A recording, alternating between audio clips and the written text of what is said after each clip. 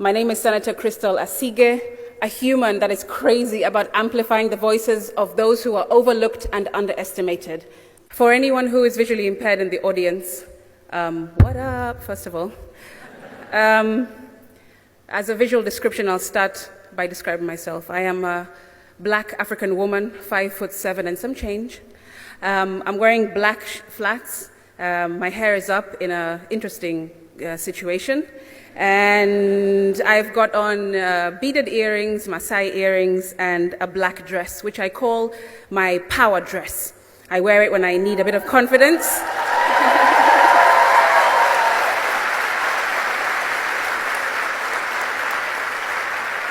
I wear it when I need a bit of confidence because right now I'm sweating in many places. My knees are like jelly and I really need to pee all of a sudden. But thank you for having me.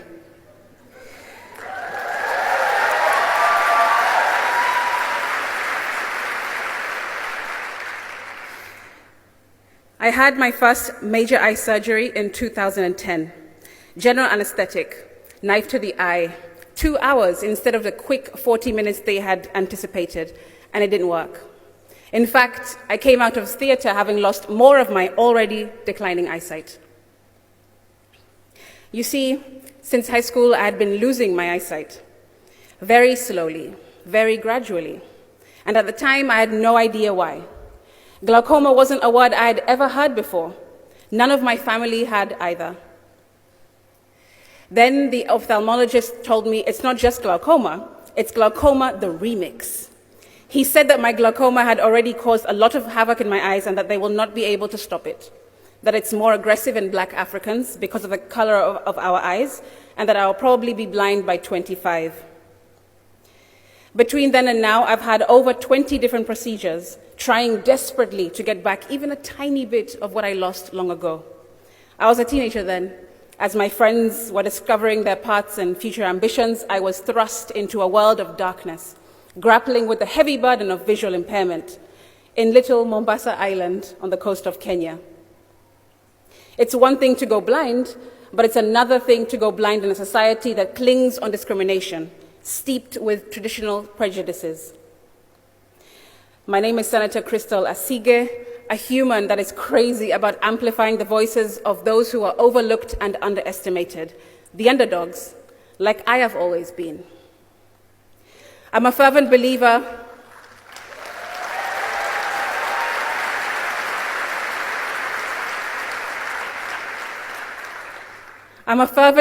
in making people feel seen and heard, no matter their ability or disability. If you find me on social media, it may look incredibly colorful. You'll see me in Parliament one day, in the studio the next, with politicians, the UK trade envoy to Kenya, then to a doctor's appointment in the evening. But in reality, all of who I am work harmoniously to fulfill my assignment, my purpose. I feel like I've already lived 5 lives in one and encountered a plethora of lessons, each brimming with wisdom and perspective. However, the most crucial lesson I've learned is if all you see is what you see, then you don't see all there is to be seen. Let those words resonate, because they encapsulate my journey. In the depths of isolation and despair, I learned that if you cannot change a circumstance, then change the way you look at your circumstance. Because what is the alternative? In my case, the alternative was to give up. But that did not sit well with me. So I made the choice to either accept what is or commit to what could be, and I chose the latter. It became crystal clear to me that there is a difference between visual impairment and disability. This is visual impairment, but this is disability.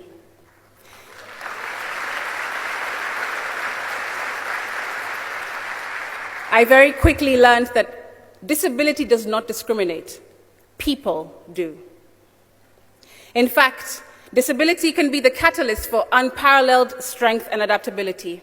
The most extraordinary gift my disability has given me is resilience, an unwavering determination to rise above adversity, and the ability to pivot and turn things around when they seem to be going left.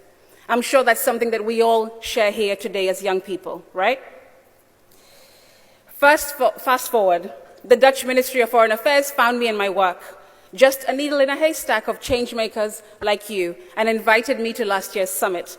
It was here where I got the news that I had been gazetted into the 13th Parliament of Kenya.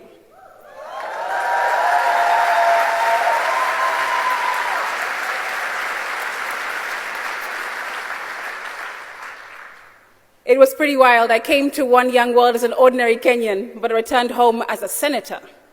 Now, I'm at the heart of Kenya's dynamic political landscape, gracefully navigating its twists and turns.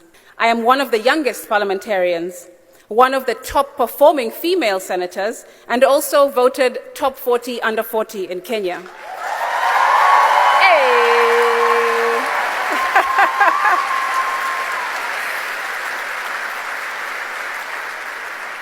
The platform on which I stand today has played an integral role in shaping me into the person that I've become. It has infused me with the confidence that is nothing short of transformative. It's given me a glimmer of hope and inspired people who are young watching me, not only in Kenya but across the globe. Given me a voice that I've since used to champion the rights of PWDs, the youth and women in Kenya. It has truly remarkable what confidence mixed with hard work, good timing, and throwing in a dash of magic beans can achieve. Since the last summit, I've tirelessly worked towards making Kenya more inclusive and equitable. The laws that I am sponsoring now, such as the PWD Bill, the Kenya Sign Language Bill, the Learners with Disabilities Bill, the Startup Bill, the Public Participation Bill, and 4 major amendments to transportation laws to address increasing road crashes that are killing too many young people in Kenya today. I'm trying to pave a way for a more brighter and accessible Kenya for everyone today. Standing before you, I am not just Senator Crystal Asige. I am a visually impaired person, representing people with disabilities who are treated as taboos, pushed into the shadows, and hidden from the faces of the world as if they are less than or less than. My mantra that I walk around with every single day is, I have glaucoma, but glaucoma does not have me.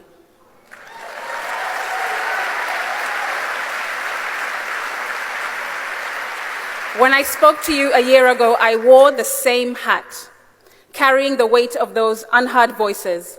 From this place of determination and purpose, I started the Crystal Asige Foundation, which is dedicated to creating an inclusive society to break down the barriers within our infrastructure, our systems, society, and culture. I aim to open doors of opportunities to marginalized groups, especially PWDs. I haven't left my creative side behind, though, and I am still using music to get young people excited about current affairs. Maybe the next social media hashtag will read, Senator Crystal Asige sings in Senate. After this session, I hope you will remember me as an example of a shattered stereotype. People with disabilities are not mere charity cases or prayer items in the neighborhood Bible group. No, we are individuals with skills, talents, and powerful inherent creativity that can surprise and elevate the world that you have never imagined. Though I am now a politician, I am a person first.